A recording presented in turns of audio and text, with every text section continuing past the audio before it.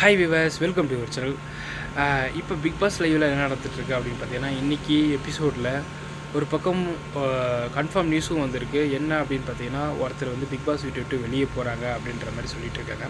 யாராக இருக்கும் அப்படின்ட்டு சொல்லிட்டு கன்ஃபார்மாக நியூஸ் தெரியல. ஆனால் என்னை பொறுத்த வரைக்கும் நந்தினி தான் வெளியே போகிறதுக்கு வாய்ப்புகள் இருக்குதுன்னு நினைக்கிறேன்.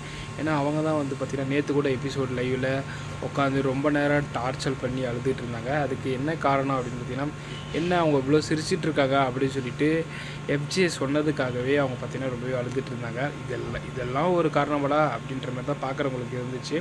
அப்புறம் என்ன ஒரு சைடு அப்படின்னு பார்த்தீங்கன்னா, ஒரு பக்கம் பாருக்கும் அதுக்கப்புறமா கெனிக்கும் ஒரு சண்டை போய்ட்டு இருந்துச்சு இல்லையா, அந்த அந்த கேப்டன்ஷிப் டாஸ்க்கு, அந்த பேண்ட்டு ஜீன்ஸ் பேண்ட்டு வாஷ் பண்ணுற விஷயத்தில்.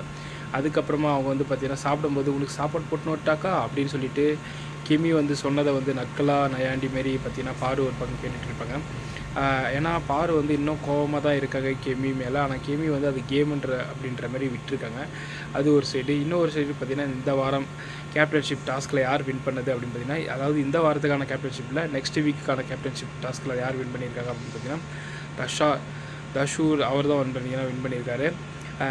அவர் எந்த அளவுக்கு நெக்ஸ்ட் வீக் வந்து கேப்டன் நடத்த போகிறாரு, எப்படி நடந்துக்க போகிறாரு அப்படின்னு சொல்லிட்டு நம்ம பொறுத்து வந்து பார்க்கணும். அது மட்டும் இல்லாமல் இன்னும் ஒரு சில விஷயங்கள்னு பார்த்தீங்கன்னா, பிக் பாஸ் லைவ் எப்படி போயிட்டுருக்கு அப்படின்னு நினச்சிங்கன்னா, அதாவது 99%க்கு ஒரு 40% கூட ஒழுங்காக இல்லை அப்படின்னு தான் சொல்லி ஆகணும். கொஞ்சம் ஜாலியாக சிரித்து போயிட்டுருக்கு அப்படின்னா, கிறுக்க மாரி பைத்தியம் மாரி பண்ணிகிட்ருக்கிற திவாகர் ஏதோ பண்ணிகிட்ருக்காரு இல்லையா, அதுக்காக தான் லைட்டாக பிக் பாஸ் பார்க்குற மாதிரி எனக்கு தோணுது. மற்றபடி எதுவும் தெரிஞ்சுக்கல. அந்த அளவுக்கு மொக்கையாக தான் போயிட்டுருக்கு. இதை பற்றி என்ன நினைக்கிறீங்க அப்படின்றத மறக்காமல் கமெண்ட் சொல்லுங்கள்.